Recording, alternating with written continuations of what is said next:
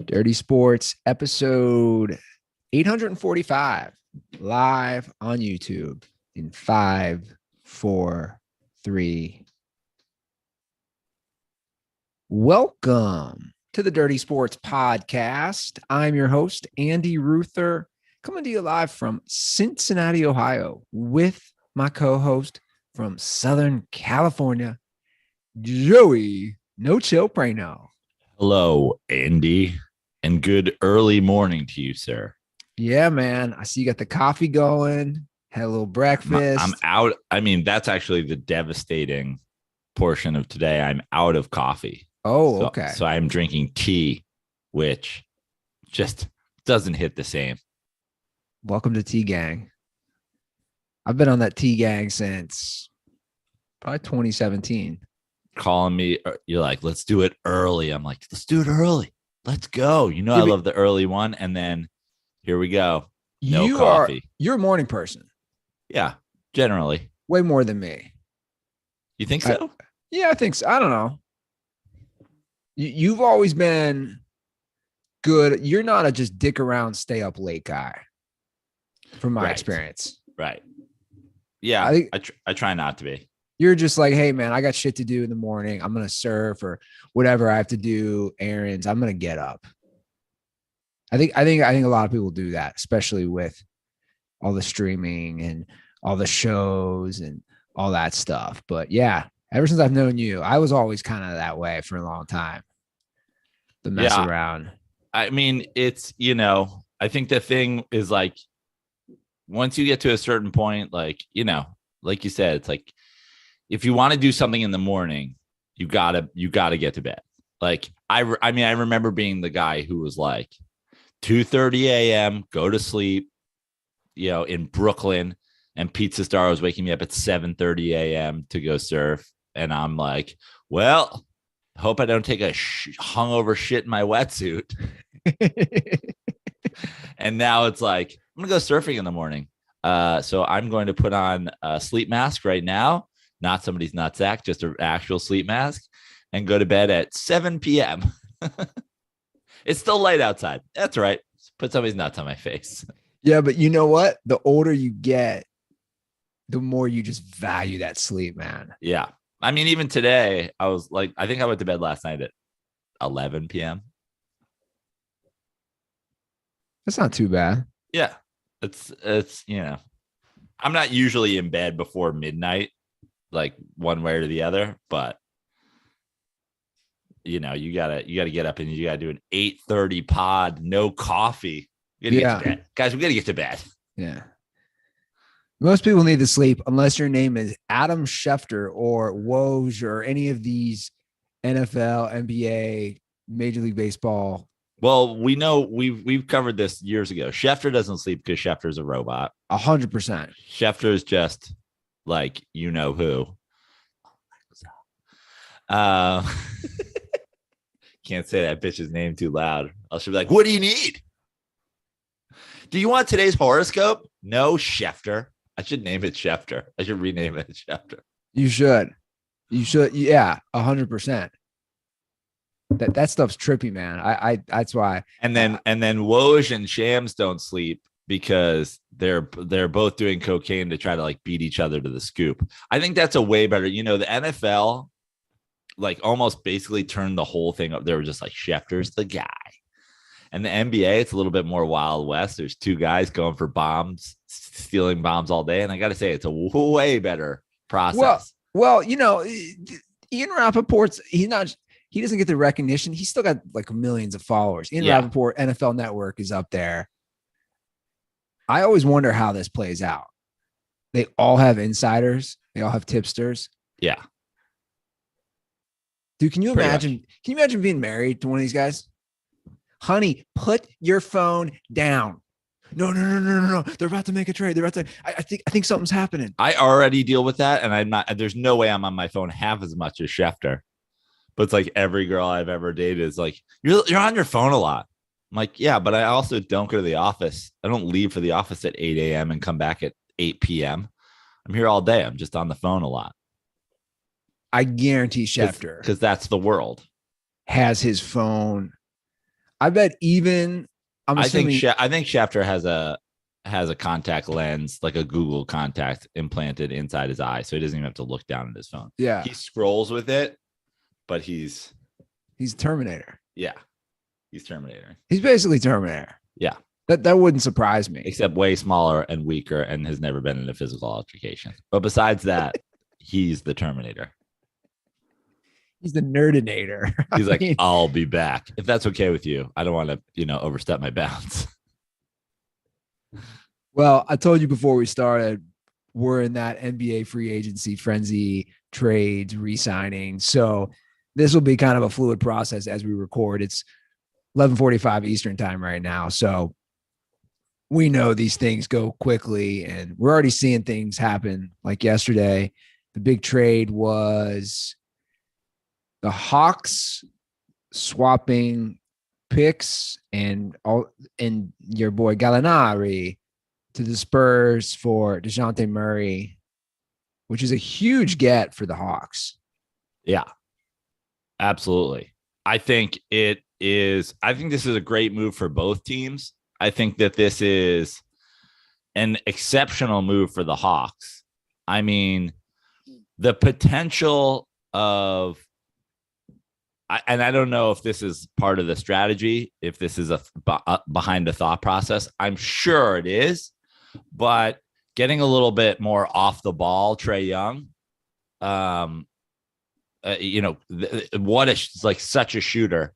Arguably maybe like the second most lethal shooter behind Steph in the league in terms of range, how quick he gets his shot off. It's very Steph Curry like. And if you look, I know everybody who's kind of an idiot wants to go Steph Curry, best point guard of all time. It's like the amount of times Steph brings up the ball, breaks a guy down, and takes his own shot is pretty much minimal to non-existent. And when you look at Trae, that's pretty much the only way that he's getting his shots off. And so I think for the Hawks to have the potential of Trae getting a little bit more off the ball action could be like a real game changer. And then from the Spurs, I feel like Pop's playing, 4D chess at this point. I think I don't know if Gallinari stays there or if he gets moved or if he gets bought out or whatever. But I think that we're looking at a Popovich that's like loading up on picks, loading up on youth, probably maybe even, dare I say, kind of a tanky mode. Oh, yeah. Like a tank mode coming from the Spurs. I think so. Which, I mean, the thing to remember when you think about the San Antonio Spurs, a team that has been championship competitive for, 20 of the last 22 years or 18 of the last 22 years. And then, borderline competitive just for the last couple seasons. The whole thing started when David Robinson got hurt and they tanked for Duncan, tanked for Timmy. They come back, they get Tim Duncan and Robinson coming back together. It's the beginning of a dynasty run. So it's funny you bring him up. I fell down a rabbit hole this morning over breakfast, watching David Robinson highlights on YouTube and hearing all the great, like how great he was from former players. And it's funny because the YouTube video is basically saying, and I agree, and I'm guilty of this as anyone. Like, we always forget him. He's lost in the 90s mix with Akeem and Shaq and Ewing. And we forget two-time champ, MVP, finals MVP, defensive player of the year. We forget how awesome David Robinson was. Yeah. No, he was great. And I think, obviously when you talk about those 90 centers, it's like Hakeem was the best of that bunch especially in the 90s. And it really, honestly, it was close. So, and people go, oh, it wasn't that close. Like Hakeem is up there, but like Hakeem, this is like Shaq kind of came in. It was definitely baby Shaq, Sure. Especially early on in the 90s. I mean, you're talking about a dream team that had Ewing and Robinson, Hakeem, who's winning 94, 95, Ewing, who's facing him in 94.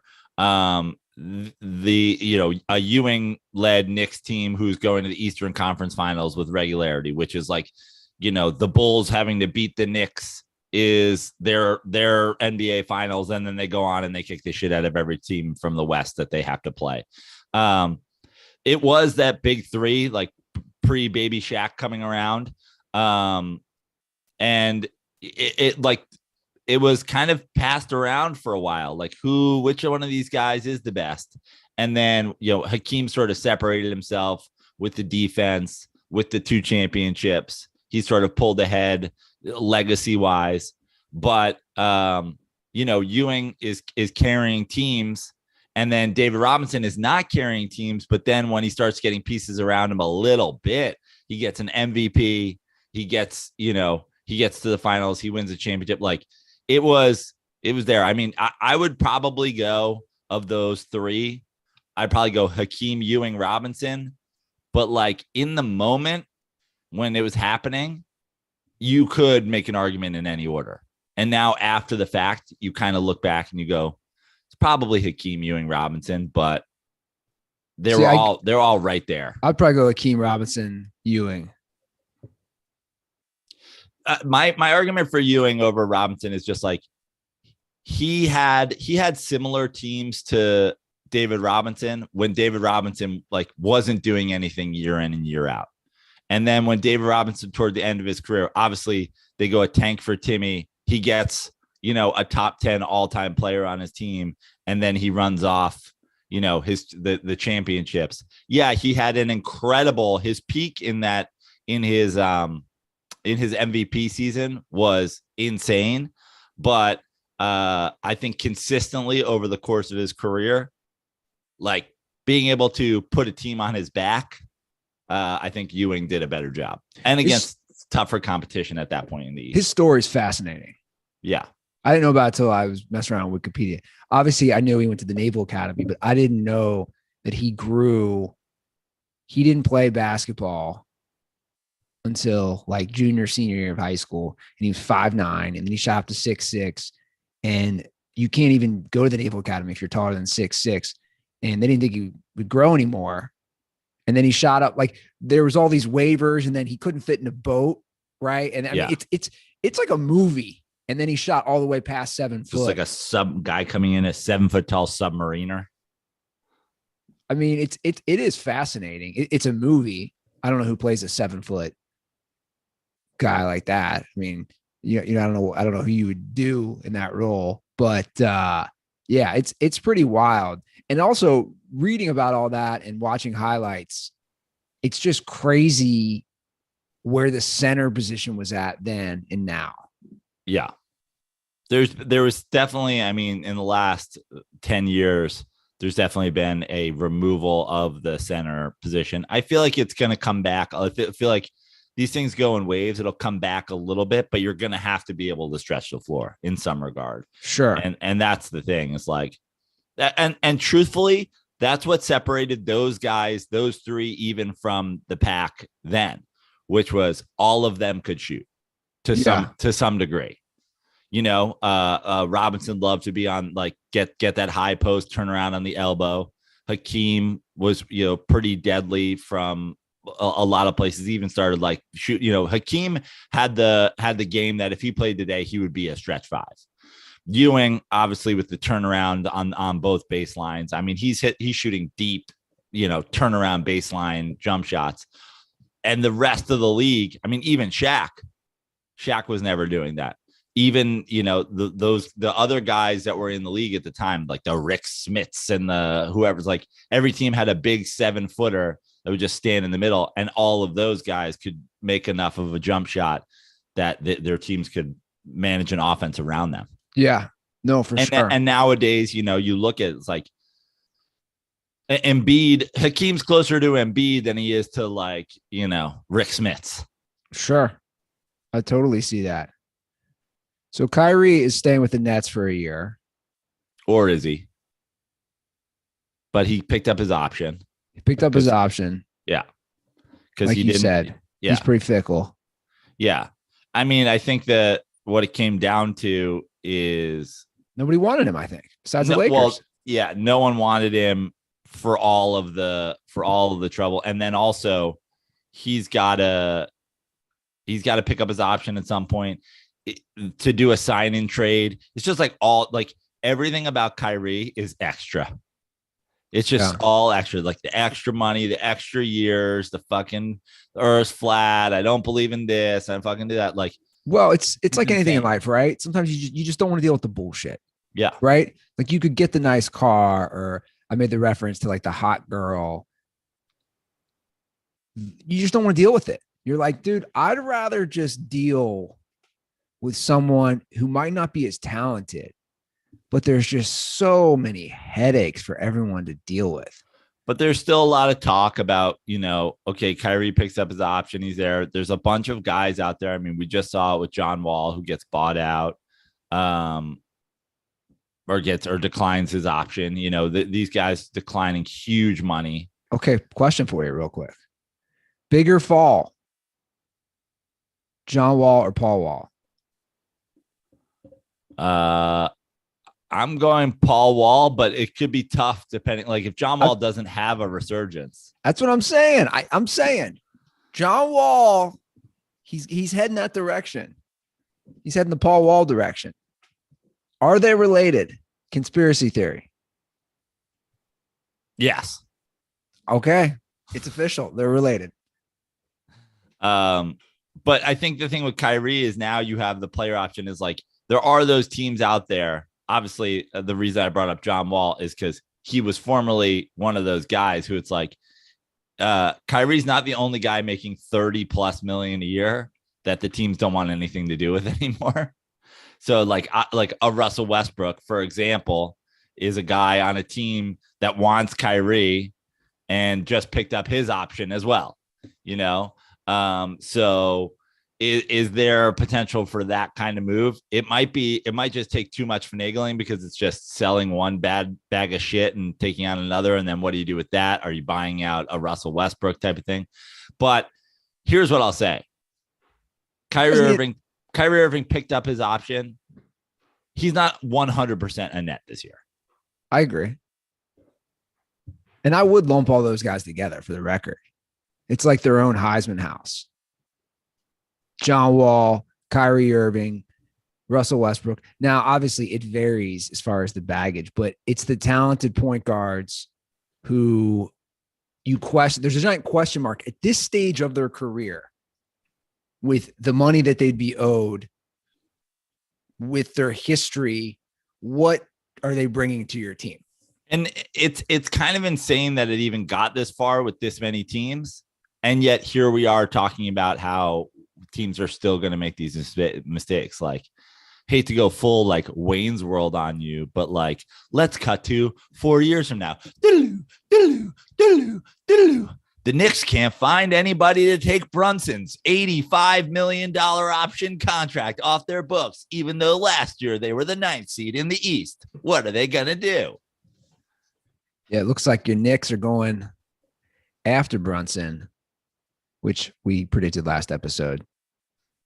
It doesn't really I really don't understand it. And I've been talking to a lot of people, and it's like, if the Knicks did this and found a way to get rid of Julius Randle's contract, I'm sort of okay with it, because then it's like, okay, Brunson's young. He had a breakout year. We're not necessarily buying low, but we're buying lower than we think he might be. And we've been a team that's desperate for a point guard for however long, literally eternity, my lifetime, except for the window of Jeremy Lin. But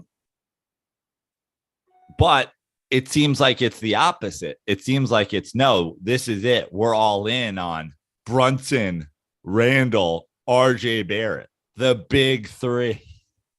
Yeah. Well, like you said, we saw this coming, and then I had to, per last episode's conversation, I was curious to see the comments underneath the news that the Knicks were going to be pursuing him hard. It is funny seeing some of the Knicks Twitter feed, and then people defending it is pretty funny to me. And at this point, I don't know at this point which sport has the biggest idiots on Twitter as far as terrible takes, if it's NBA or NFL, because there's just not enough Major League Baseball. I don't know which one's worse. It's tough. I think it's the NBA. I think it is too. But there are some, there are some awful takes. Here's the thing with the NBA versus the NFL. I feel like with the NBA, fans have terrible takes across the board. Yeah. It's like terrible. Like there's someone out there right now going like, I just don't understand why a team doesn't go all in on Westbrook and Melo and let's just put together a super team. And you're like, bro, stop playing NBA 2K or whatever. Like, get a grip on reality. I feel like the NBA fans have terrible takes that expand far and wide. In the NFL, I feel like you have two sort of major hot take categories. One, my team is awesome. Yeah, and you're like, your team fucking sucks. It's my team or my quarterback. Yeah, exactly. That's exactly my team or my quarterback. That's exactly what it is. Or like my favorite quarterback. Or like it's all like being bonering too hard for your own team, or just like a terrible quarterback hot take. Which, if you guys ever want a great run down memory lane, don't forget that there is 1,000 idiot NFL trolls mocking me under a video where I said Matt Stafford was better than Russell Wilson. If anybody just wants that I mean, that's some good NFL troll down memory lane. Do you think career-wise? So you think career-wise, you take Matt Stafford over Russell Wilson? I mean, I'm not even career. I don't even know what that means. What that means career-wise, obviously, Russell Wilson's got a Super Bowl, been to another, Matt Stafford's got a Super Bowl. Like career-wise, I don't know, but it's like, we're not comparing, like, but in a vacuum, if you give me the start, like if you tell me you have roster X with coach X playing style of football X, and here you are, you can draft Matthew Stafford on day one, or you can draft Russell Wilson on day one. I've been consistent that I will take Matthew Stafford. Yeah. And what's great about that is, like, a reasonable person, you might be a guy who takes Russell Wilson. I don't know at this point. Maybe you've seen the light. But I don't think you go wrong either way. But the idea is that you could have that conversation. Yeah, for sure. Why I brought it up is, listen, a bearded guy, I think he might be retarded. He just said Russell. And then I was like, okay. And then obviously last year, what I did is I replied to 1,000 comments with now. Did you really? Yeah. With now that they're in the same division, where's Russell Wilson? Oh, right. Missing the playoffs. Where's Matthew Stafford? Oh, right. Winning the Super Bowl in his first year in that division. You took the time to respond. Oh, 1,000 of them. Take me through. I want to go through the Joe Praino thought process that day. Is he like, okay, I was right. This is 3 years in the making. I'm going to go down. I'm going to open up this laptop here and just boom, boom, boom, boom, just fire away. Yeah. Pretty much. Are you drinking coffee? Are you eating something? What's just going like, on? It would be those moments where it's like, some very specific thing happened. Like Matthew Stafford beats the Seahawks, or the Seahawks are, officially eliminated from the playoffs or whatever. And then it's just like, hey, let's just remind those people. And the joy I take in it is the idea of some, Leonardo DiCaprio meme, or some, whistling Bugs Bunny going down the street when suddenly they get a notification on their phone, which they don't often because these people are losers. They're like, a notification? Somebody and then they go, Joe Praino replied to your comment on YouTube. And then it's just me going, how about now, dipshit?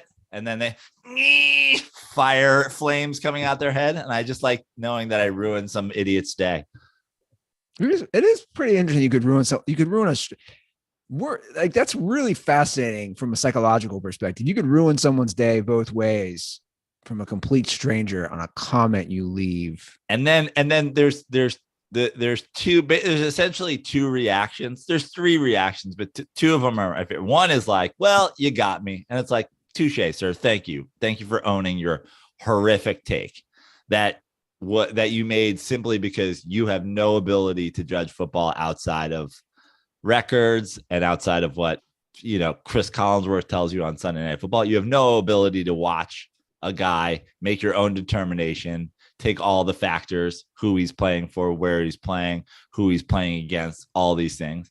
You don't have the ability to watch football. And so you just take your L. My favorite one for sure is, a comment from 3 years ago. Yeah, bitch. I don't fucking forget. I don't forget.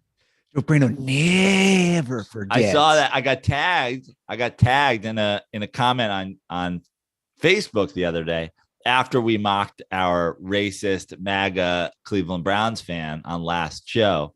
He commented on Facebook. He's like, good to know I still you still think about me or whatever. And I replied, I go, yeah, I have a weird quality where I remember every single over the top racist that I've ever met in my whole life. I think it's important. I think you should. I think if you meet like unabashed racists in your life, you should make a point to remember their name and be like, just remember that guy is a gigantic fascist piece of shit. This is where we differ, man. Yeah. I've wanted to go back. There's a few things I wanted to go back on. I know specifically some tweets, and then I just thought, what am I doing? Well, why am I responding to somebody from like a year ago, 2 years ago? You should do it. It gives you a pretty quick, it gives you a pretty quick and hard dopamine spike. But I think then I think then you go down the back and forth. You're right. Then like, where does this lead? Those are the ones that don't fall into my favorite. My favorite two are the people who take the L and the people that are just shocked beyond belief that you have unearthed their shitty comment. And the worst ones are the people that don't give up. See, I do a new thing. I go to the witch store and I cast an evil spell on them. The people who are like, Russell Wilson is still better. And you're like, what? He just got traded. Like, what the fuck are we talking about? The Seahawks will still be better than the Rams next year. And you're like, I don't think they are, guy. I think Geno Smith's their starter now. It's funny you say that because I saw the early release of NFL quarterback MVP odds, which obviously Russell Wilson, he's not top, but like he's up there as far as with all this movement happening. Let's see if you can guess. Who do you think the top quarterback odd to win MVP is? Josh Allen. Yeah, I thought, yeah, you're right. I didn't know if you would still go Mahomes. He bumped Mahomes. Does it go Allen, Mahomes, Rodgers? Almost. It goes Allen, Lamar Jackson, Mahomes, Rodgers. Allen 7-1, Mahomes 8-1, along with Tom Brady. Tom Brady's 8-1, Rodgers 9-1. That's your first tier. Your second tier, which is the same odds to start with, Justin Herbert is 9-1, Joe Burrow's 12-1, and then you move down the 14-1s, which are Stafford, Prescott, Wilson.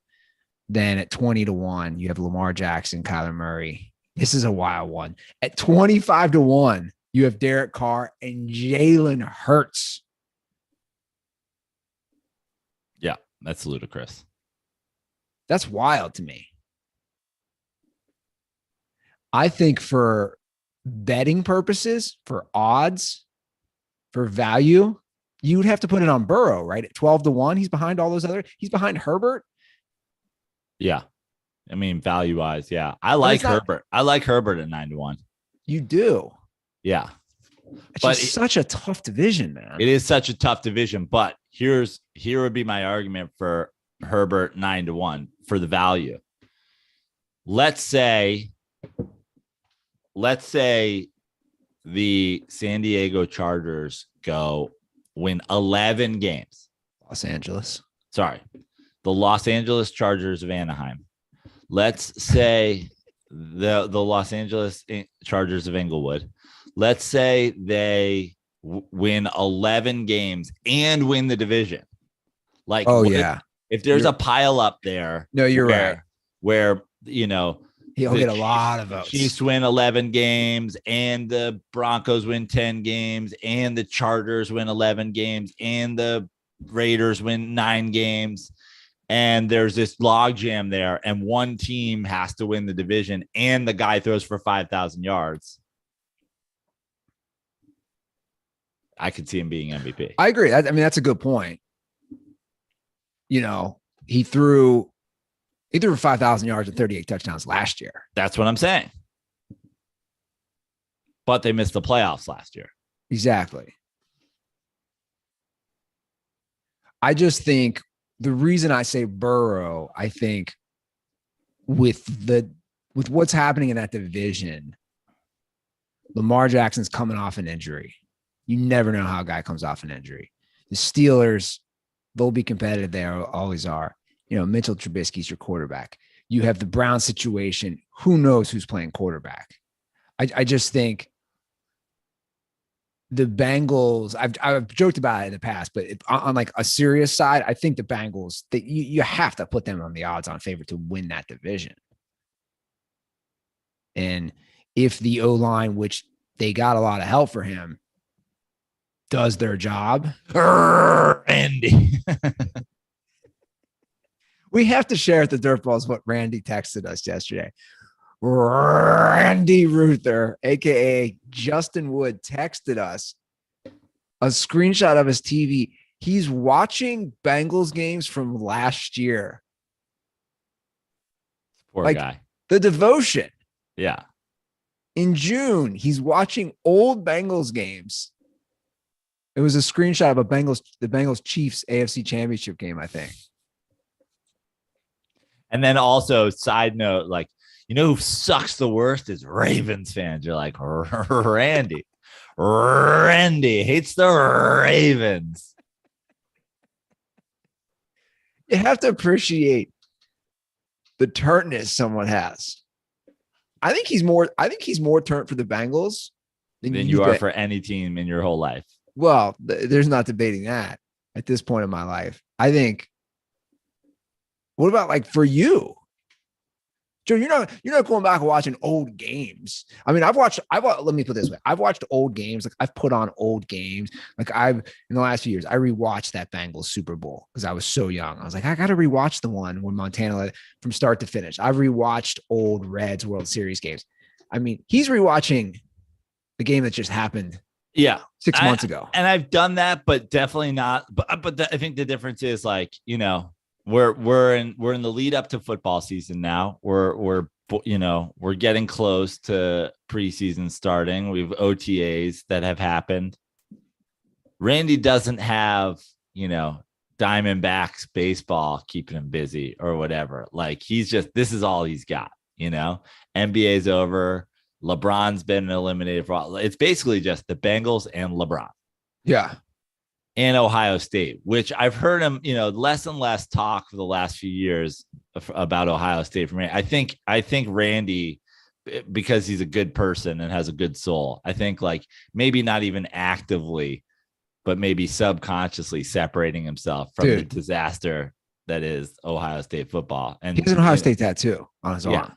But you know, I mean, I think he knows it's essentially, you know, an organized crime family. What are you talking about? Disaster. They're still good every year. They're contending for a title. I know, but they also have like, you know, their coaches are going on to sexually assault people and be racist trainers and like whatever, you know what I mean? Like, it's not a good, there's not a lot of good things coming out of Ohio State these days. I would argue that's a lot of programs have their baggage. By the way, we just came on the 1-year anniversary this week of the name and image likeness agreement. Right. So just quick reminder for all those schools. I'd love to see the single person that's made the most money out of this thing. and basically which like TikTok star volleyball player or like softball chick it is, because good for them.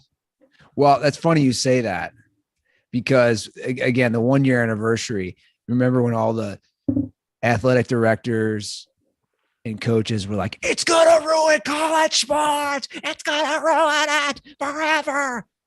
Actually, it's if anything, like you're saying, it's actually also helped propel not popular sports or female sports, because like you said, the attractive gymnast who has 6 million Instagram followers is getting a massive deal. Yeah. I have something from sorry, I'm looking. This is old. Yeah, I don't know. I'm trying to look. I mean that girl, the girl I just mentioned from LSU gymnastics, Olivia Dunn. Yeah. She got over $1 million. Yeah, good for her. I mean, no one's tuning into SEC gymnastics because of it, but good for her. Yeah, I agree.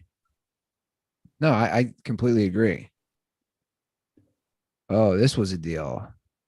$8 million. I didn't see this one. A 5-star high school recruit in the 2023 class. Who is it? You're just saying a 5-star recruit? What kind of generic story is this? Report 2023 5-star recruit signs NIL collective that could net more than $8 million. Do you even say the sport in this article? I know. Take a page out of Robert Rattal's book and give us all the details in the headline. 5-star football recruit signs NIL conglomerate deal for up to $8 million. Brands include Taco Bell, Wendy's, Nike, Honda, Pics and Vids. This doesn't even. So I clicked on the actual story. Thoughts are coming. It doesn't even say a sport. I clicked on the actual story, which is The Athletic. It's a picture of a football field, but not. It's a picture of Mark McGuire without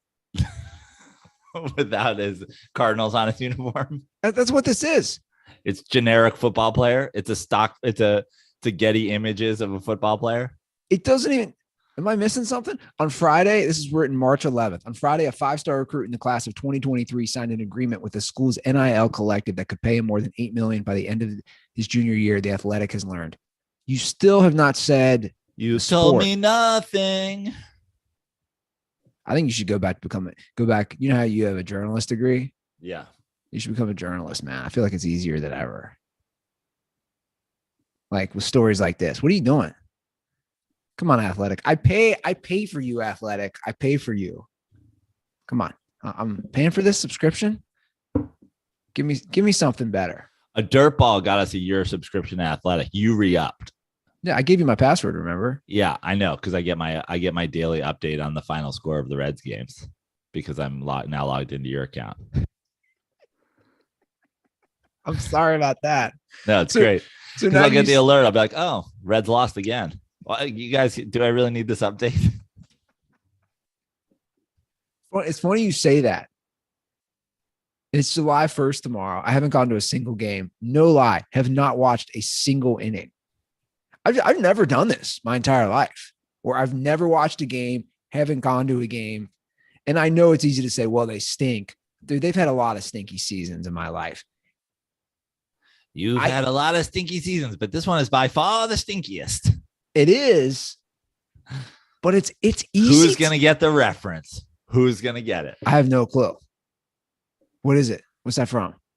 It's from Big Daddy.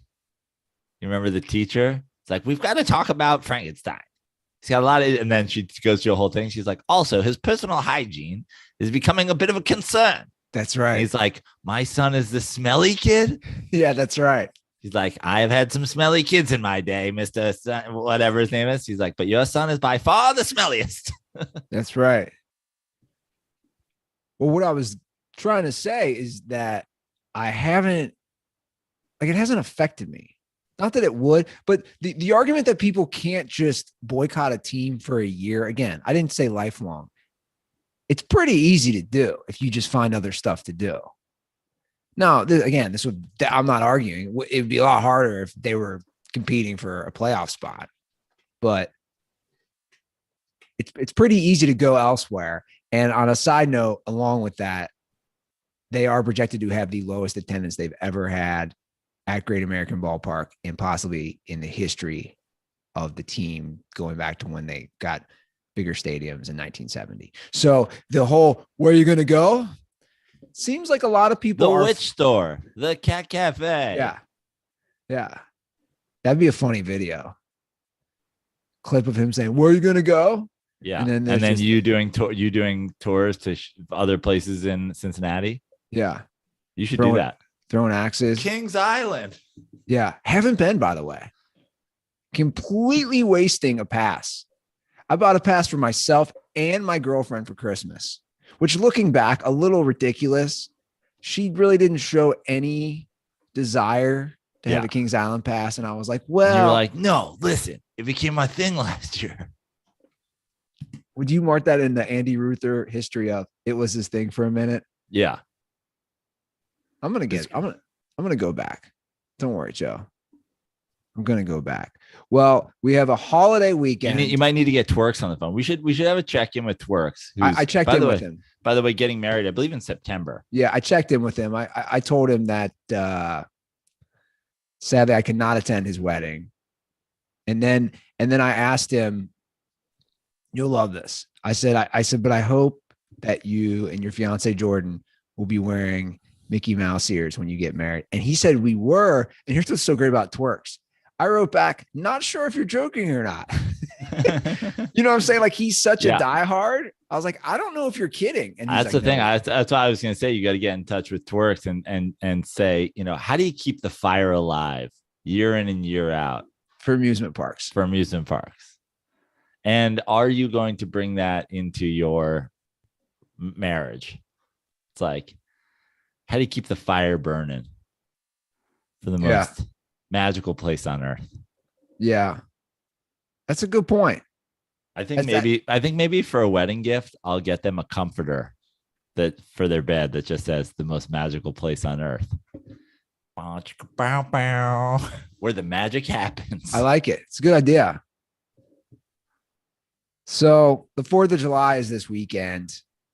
It's going to be the perfect weekend to kick back, sit by the pool, grill out, hang with your friends, and drink some Miller Lite, Joe, as I point to this amazing Miller Lite sign behind me. I know I'll be with family. My brother's got a pool. If he's hearing this, please invite me to your pool. I know you love drinking Miller Lite. I'll come over, get the Miller Lights ready. And I'll just say it to DirtBalls.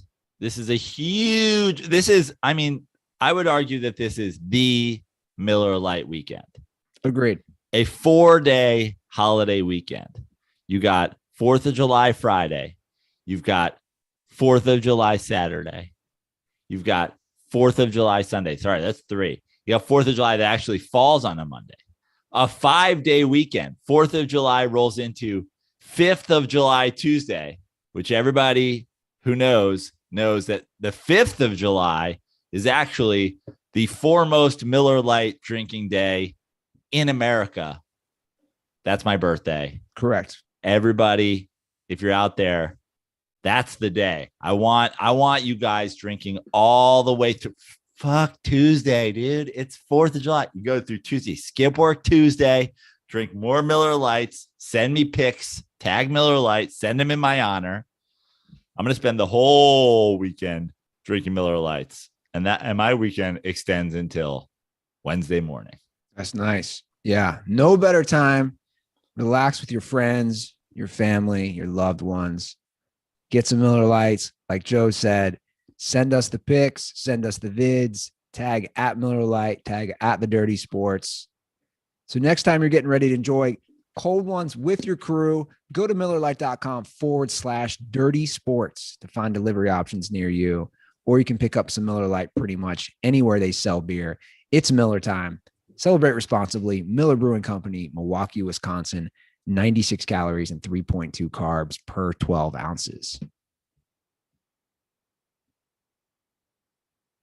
To put a quick wrap on this NBA discussion, is there anything you want to see? I see that Harden is probably going to stay with the Sixers, which I'm like, whatever, to restructure his deal. Is there any person you want to see move? Is there any potential trades you'd like to see guys go to certain teams? I mean, outside of wanting Julius Randle off my team, it's funny because Gallinari already moved, and I think Gallinari is a nice fit for San Antonio. But I feel like the San Antonio, I feel like, does that jive with it jives with Pop, a nice Euro player, and his style of play works. But does it jive with a potential tank season? I don't know. Yes. I'd like to see Gallinari move. There was a lot of talk of my son returning home to me here in Los Angeles, not to return to the Clippers, but potentially a Lakers team. I'd like to see if Gallinari joins LeBron on the Lakers, I will be buying a Gallinari jersey. Unfortunately, he won't be allowed to wear 8 because some motherfucker had to wear 2 different goddamn jerseys in his life. But whatever number he wears, 88 possibly, I'll pick one up. I'd like to see Gallinari there. I mean, there's a lot of things that could potentially happen. I would like to see Harden not go back to the Sixers, because I do think Harden is still, an elite NBA player, certainly an elite NBA scorer.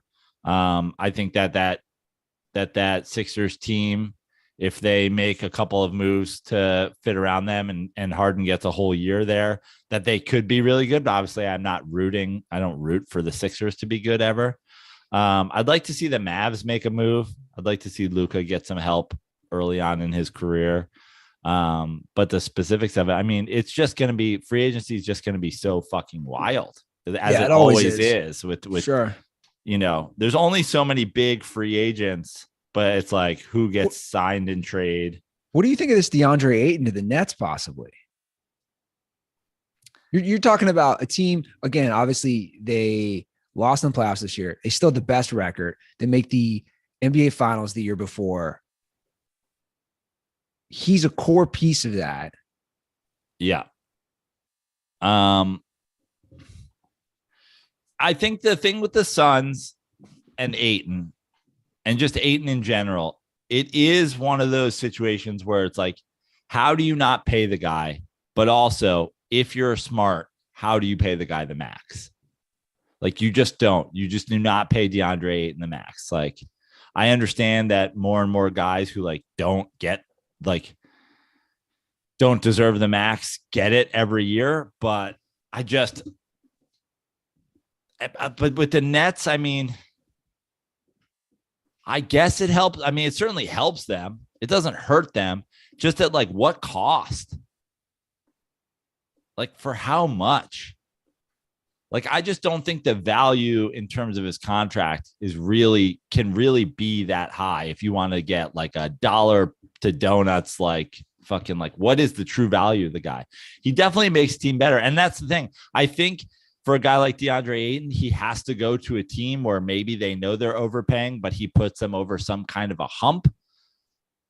But does DeAndre Ayton put the Nets? So now the big three is Kyrie, Durant, Ayton. It doesn't. Yeah, it doesn't. Look, I like him. So Ayton is just shuffle stepping out of the lane after Kyrie does some Globetrotter shit for a reverse layup. He fits well in Phoenix. I don't know how he fits in Brooklyn.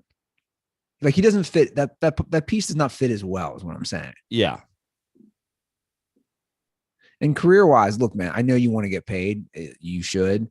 These guys should get theirs. I have no problem with that. But I think for your career, you're better off where you're at.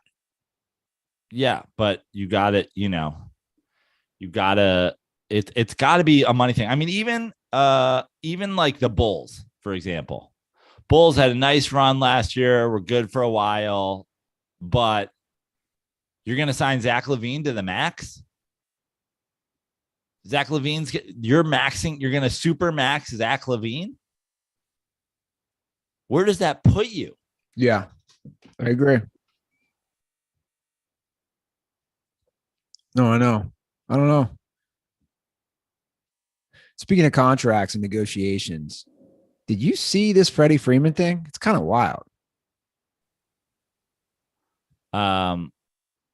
That he has fired his agent because they did not notify him of the final offer from the Braves, and he probably would have taken solely so that the agent could make more money. Yeah, I've never seen anything like this though.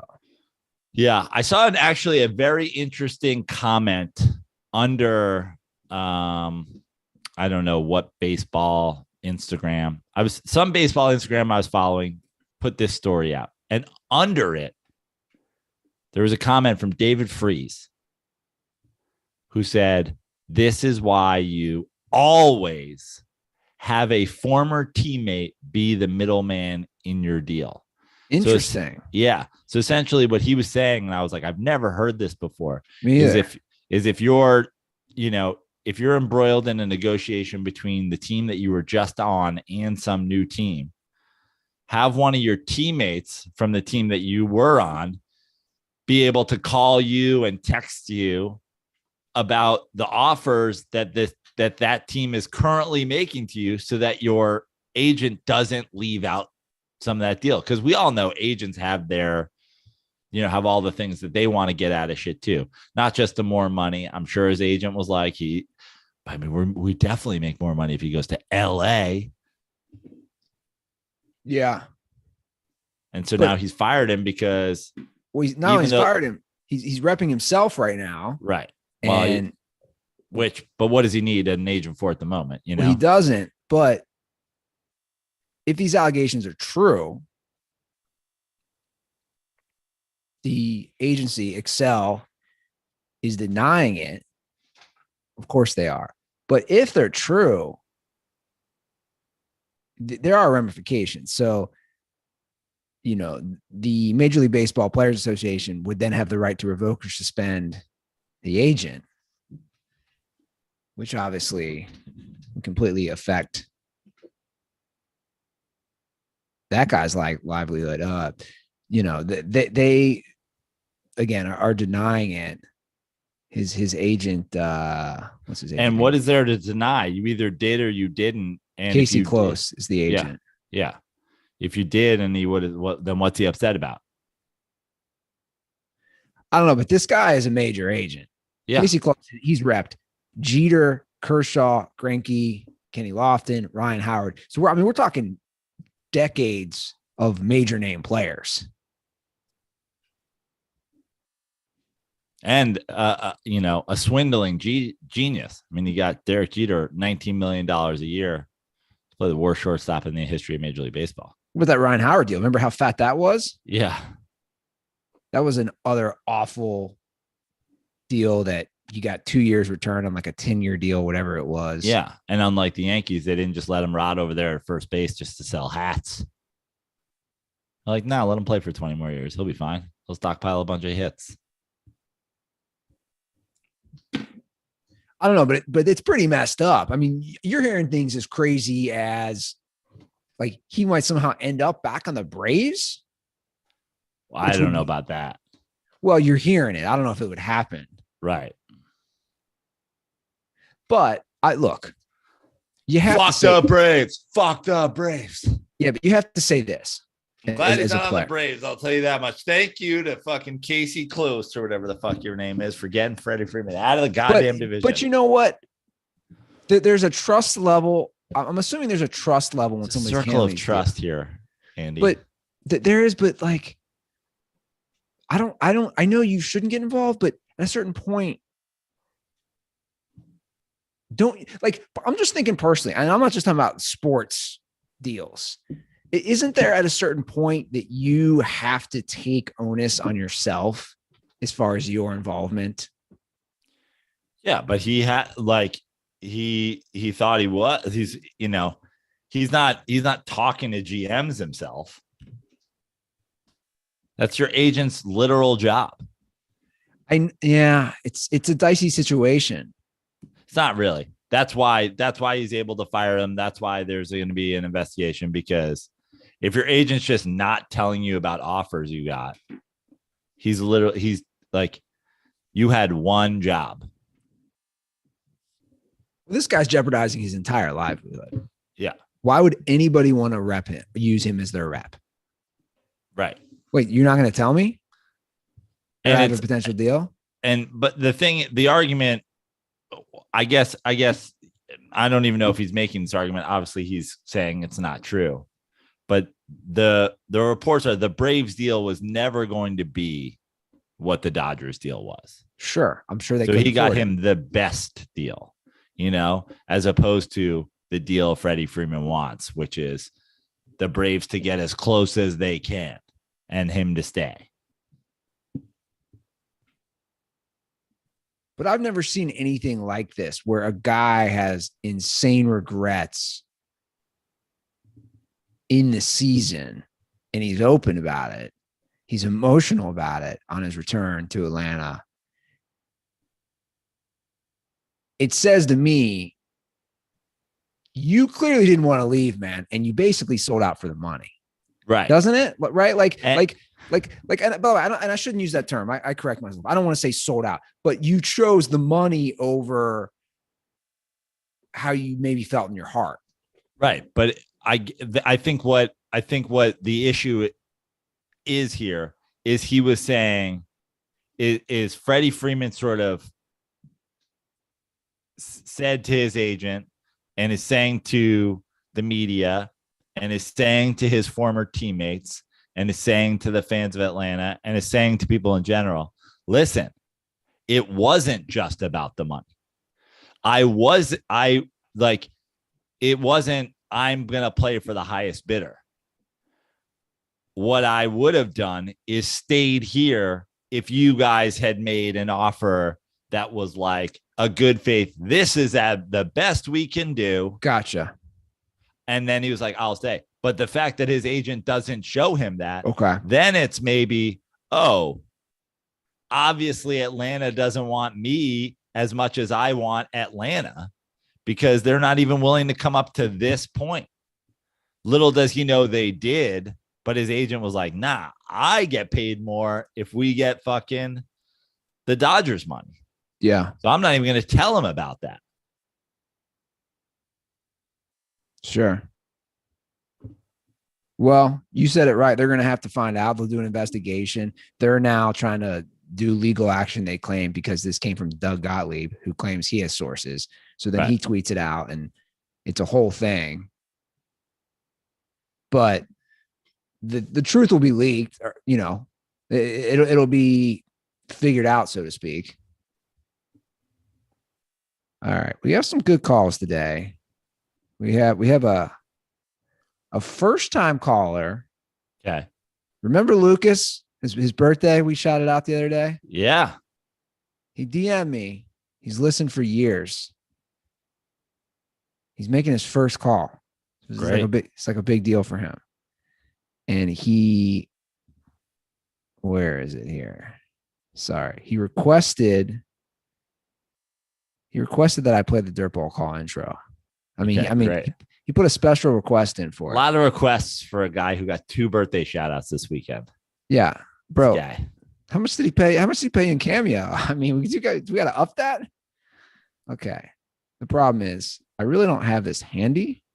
Where do I have the calls? And then we get stuck in this no man's land where I'm just like searching for an old Beverly Dillon Mata, baby. What's Beverly Dillon Mata up to these days? I don't know, to be honest with you. What are you up to, Beverly Dillon Mata? We're going to play your call or play your intro.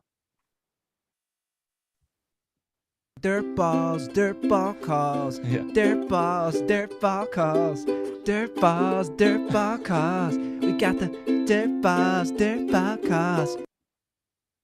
Circa 2015, Joe, was when that was created. All right, so I want to put lead with his call too, because I'll be real curious what you have to say about this.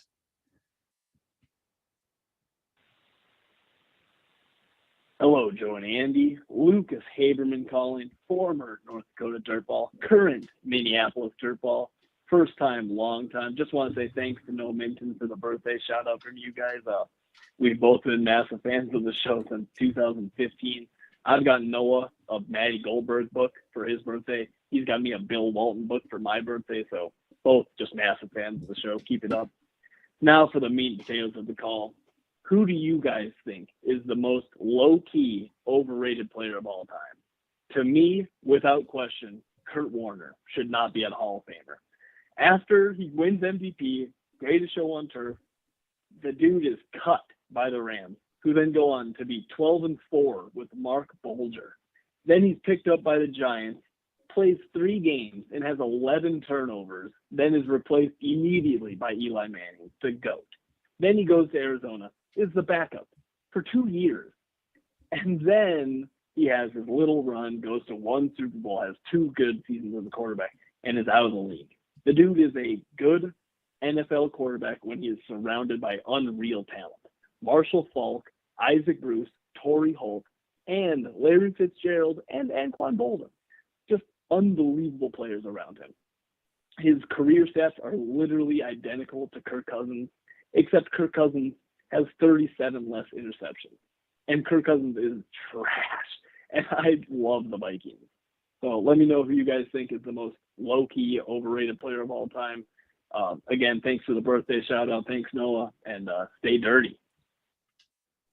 Do you want to lead or me? I did a deep dive after this. Are we doing football? Is this football? We're going with most overrated football player of all time. I guess. He doesn't specify. Off the top of my head, and I like the guy. I love the guy. Great dude. Like, would love to hang out with him. Joe Namath is the most overrated player of all time. Joe Namath has more fucking interceptions than he has touchdowns. Joe Namath has no place in the Hall of Fame whatsoever. It's shameful that he's really there, to be honest with you. And then second, maybe, because here's the thing, the quarterbacks get all the accolades. Sure. So they're always going to be the most, like, the most talked about, the most rated in general. So the second one that jumps out the top of my head, Troy Aikman. Ooh, this is a great discussion. These are the discussions I live for. I like because you look at Troy Aikman's statistics. I mean, if you take away the 3 Troy Aikman Super Bowls, again, this is the exact same argument, Lucas made about Kurt Warner. Forget, Hall of Famers everywhere on that team. You're talking top 5, maybe all-time receiver, top 2 or 3 all-time running back. That's just in his skill position players. O-line stacked, defense stacked, going out and adding, Dion, going out and adding like every year stacked. Like without the 3 Super Bowls, Troy Aikman is what? Well, again, we can do the without. Right. He's got a Super Bowl MVP. I don't hate it. This is where it gets really interesting. And Troy Aikman to me is the poster child of that discussion. I vehemently disagree with you, Lucas, on Kurt Warner. Wow. You don't think Kurt Warner's overrated? People have Kurt Warner as like, a lot of people have Kurt Warner as like an all-time great. No, I don't. But again, he's saying he should not be a Hall of Famer. Here's the thing about Kurt Warner. He was a 2-time MVP. I know he's playing. No one's denying that he's playing with Marshall Faulk, Torrey Holt, Isaac Bruce. He's literally playing with 3 Hall of Famers. And then a 4th when you had Larry Fitzgerald. No one's denying that. Here's in my opinion, difference, and you and I have talked about this before, between someone like a Troy Aikman and a Kurt Warner. Kurt Warner twice. Let me just say one thing since you brought up his 2 MVPs. This is why I would agree with Kurt Warner is overrated. for sure. In my opinion, at least over. Now, the most overrated player of all time, Marshall Faulk has 1 MVP. Kurt Warner has 2 MVPs. Who is more responsible for the greatest show on turf being even a phrase that we know? Marshall Faulk or Kurt Warner? Was there any player in the league then that you could replace Marshall Faulk with and the greatest show on turf remains? I say no. Interesting. Is there any player that you could replace Kurt Warner with and the greatest show on turf remains? Probably 8 guys. Well, here's my thing. Okay, to counter that argument, he didn't have Marshall Faulk when he went to Arizona, right? Led them to a Super Bowl, was this close to winning a Super Bowl. He didn't have that running game at all. He's a 2-time first. Here's the difference between someone like him and Troy Aikman. Kurt Warner is a 2-time first team QB. So they're saying twice in his career, he was the best quarterback. And those were also his MVP seasons. Just to put things in context, because you've brought this up before, and I think it is an interesting argument. Who's the first team All-Pro? Aikman never has one. You know who doesn't have one either on a first team All-Pro? Drew Brees has never been first team All-Pro. That shows how hard it is to be first team All-Pro. Warner has 2. And Lucas, I have to correct you statistically. You're not 100% correct on some of those things you said on the call. And I knew this when he said it. I go, that doesn't sound right. He was 5-4 with the Giants. He played 9 games. Then he got benched. Yeah, I knew it wasn't 3 games. So they were 5-4, and the Giants made the call. Obviously, it ultimately worked out in the long run for them much better. They said, we're going to go to the rookie. Eli's going to take his lumps. And I think Eli won 1 game his rookie year, if I'm correct. Then he went to the Cardinals, stunk it up, played 10 games the next year, started 10 games. Then he got benched. Then he only started 5 games the next year, and then he bounced back. The thing about Warner is when he's on, he's on. Agreed? Like he could light it up. I would not call him, dude, you're saying he's the most overrated of all time. I just can't agree with that. If you had to choose between Troy Aikman and Kurt Warner, without a doubt, I'm going to say Troy Aikman for those very reasons. Kurt Warner, you're saying? Oh, no, as far as who's more overrated. As far as overrated. Okay. As far as who's more overrated, if I had Aikman and Warner, I guess maybe I come from a perspective that I don't view him the way you said some people are. Like, I don't view Warner as like, oh, he's top whatever all the time. I just, in my head, he's a Hall of Fame quarterback. I mean, to me, here again, I'll repeat what I said. I think Kurt Warner is overrated. Okay. I don't think Kurt Warner is the most overrated player of all time. I mean, fucking Broadway Joe Namath has like you look at his careers. This is a guy. He's the poster child for like wear a fur coat, do a fucking pantyhose ad, declare yourself, predict you're going to win the Super Bowl, and then take a hot, steamy dump on fucking on a paper plate, and then you're still going to go to the Hall of Fame. It's like it's all the show, none of the stats. Yeah. Do you think Kurt Warner should be in the Hall of Fame? Yeah. I mean, here's the thing: he's a Super Bowl winner. He's been to other Super Bowls. He's a 2-time MVP. Yeah, he should be in the Hall. Yeah, he's a Super Bowl MVP. Yeah. But again, I go back to Marshall Faulk has 1 MVP. It's like in the same, like, I can't think of a player. I can't think of a single player in the history of football that lasted that you could plug in for Marshall Faulk on that team, except LaDainian Tomlinson. That's the one player I can think of you can plug in on that team. I agree. I mean, you could say Saquon Barkley, but like Saquon Barkley can't stay on the field. In terms of the ability to run, the ability to catch, the ability to do all the things in space. I can't think of a single player that had long-term staying power that did it with any sort of consistency besides LaDainian Tomlinson that you could unplug Marshall Faulk and plug him in and that team remains the same.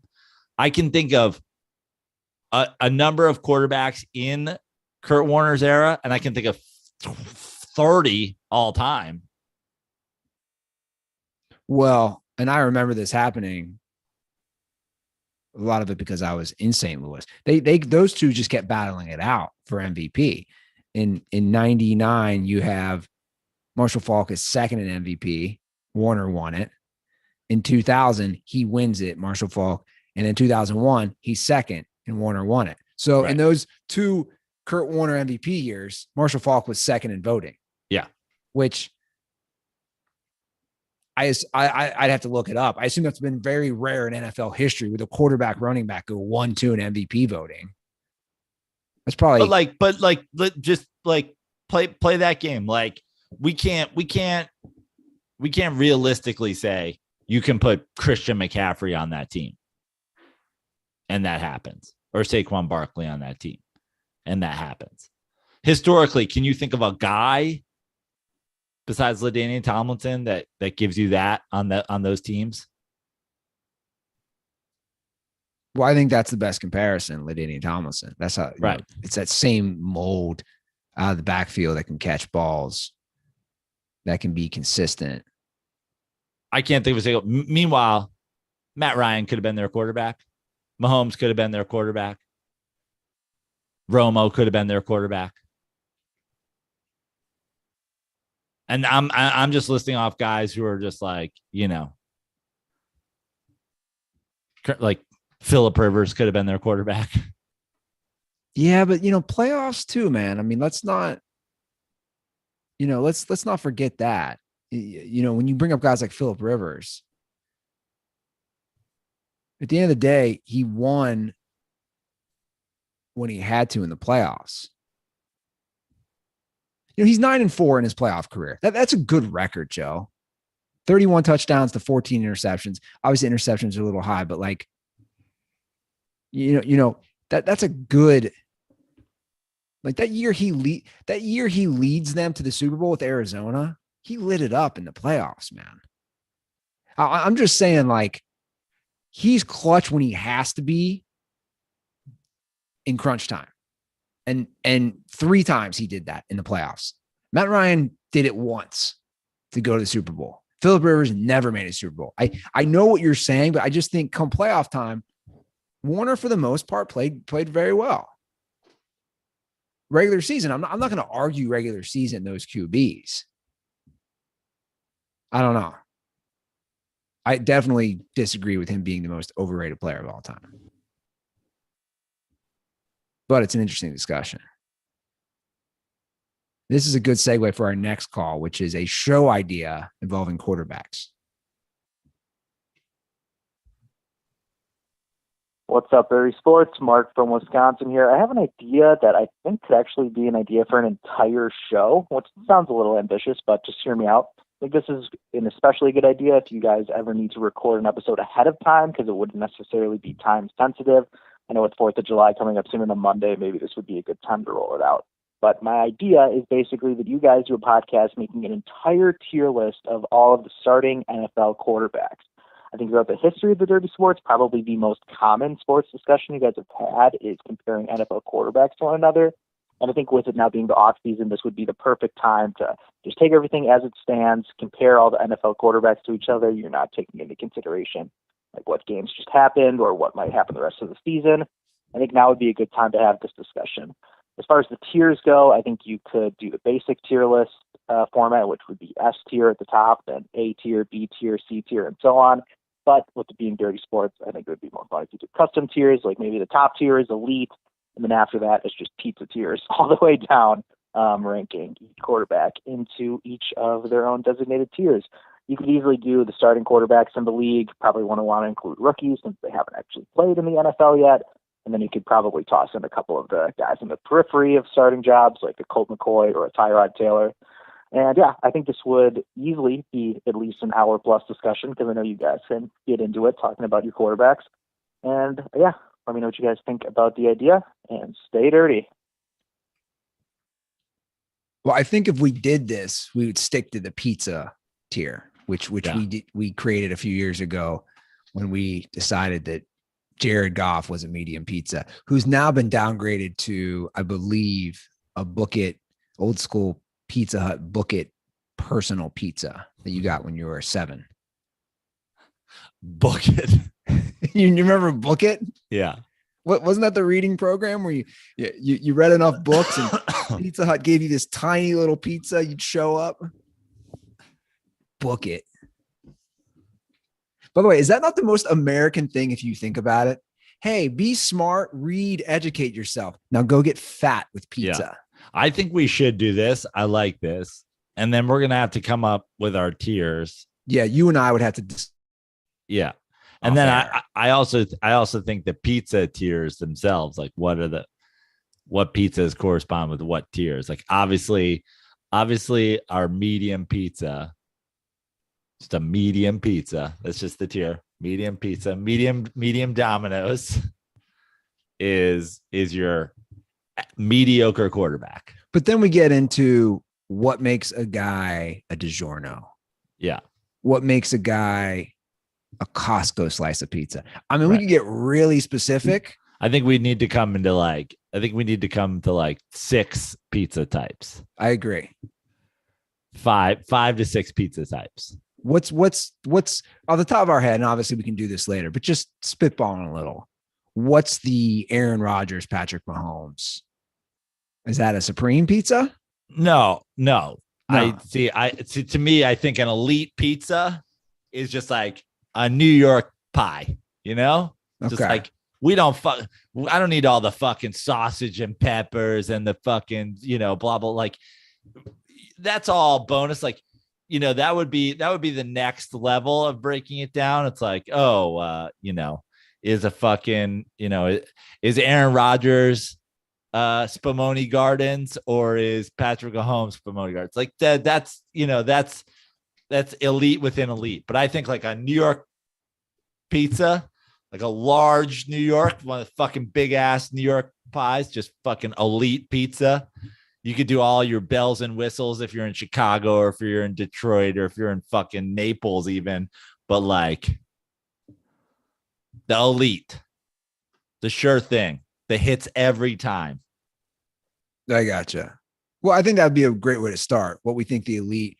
I think you start from both ends. What's the top tier pizza? Yeah. And what's the bottom rung pizza? Yeah. Like what's a pizza that we've had that is just terrible? Yeah. And I don't know what that is. That would be a fun discussion for us to have off air and then explain. And I like this idea. And you go in with 32 teams. And I agree. You can't judge a rookie because they haven't started. Right. You just do who's scheduled to be the starter on day 1. So even for the Browns, you'd have to go with Deshaun Watson, even though he might not start. You're right. You have to go with him. Yeah. I know one thing's for sure. Kirk Cousins will one day be delivering himself to somebody. He will be a Domino's pizza delivery man after all the teams he's played for sue him for, the money that he's paid them, only for him to be a goddamn medium pizza. Or Kirk Cousins should start. If Kirk Cousins wants to extend his financial livelihood, he will start a pizza restaurant where he only serves mediums. I was going to say, with the money he has, he would just have a few Domino's franchises of his own. Yeah. Unless he's given up too much of that money to his church. Well, I was going to say he's uber religious, but they would not serve pizza on Sunday. Yeah. No pizza on Sunday. Okay. Dirty Sports documentary idea. Let's hear it out.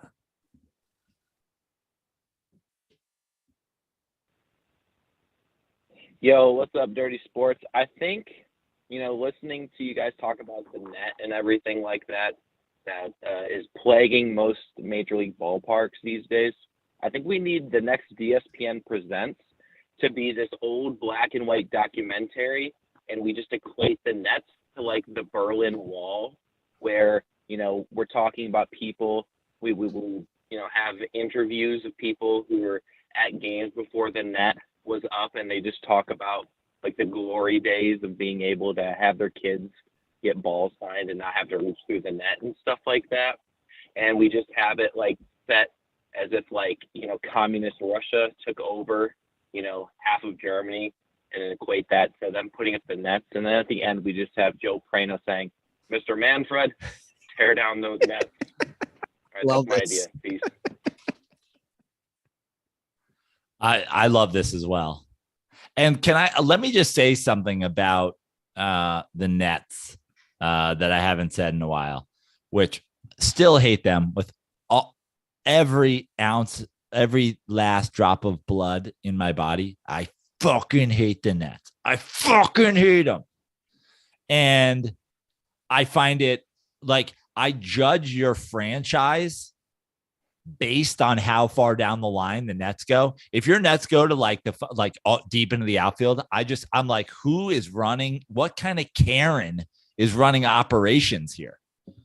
Because I was in Anaheim and they go just to the end of the dugout, which is, by the way, I think like the rule, they have to go to the end of the dugout. And I mean, they hit the end of the dugout in Anaheim and stop.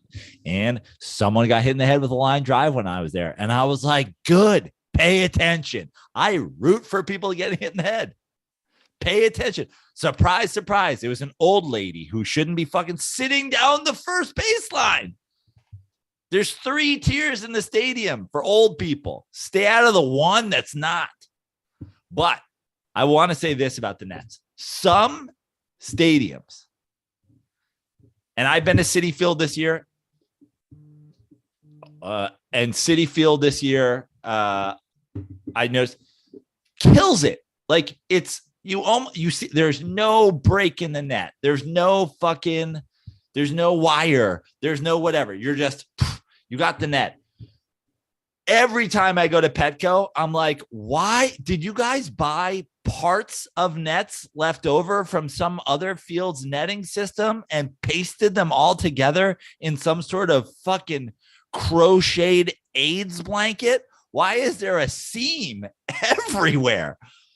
I cannot watch a game at Petco without constantly noticing the nets. So here's my 2 things. The nets are here to stay. Everybody's going to have them. That's just the deal. But if you can't have one piece of net that goes from the end of the dugouts to the end of the dugouts, one huge piece of net, sell your goddamn baseball team. Yeah. No, I know, man. It's Petco has like doors cut into them for people like, guys, what are you doing? It looks like Chucky's face. It's just like scars and fucking, stitches. It is fascinating to Petco's thing looks like a fucking garbage pail kid. It's like severed Stanley. Like we're never going back though. That's what sucks. Like that. What I really found interesting, especially after hearing that call, is that we were in a time.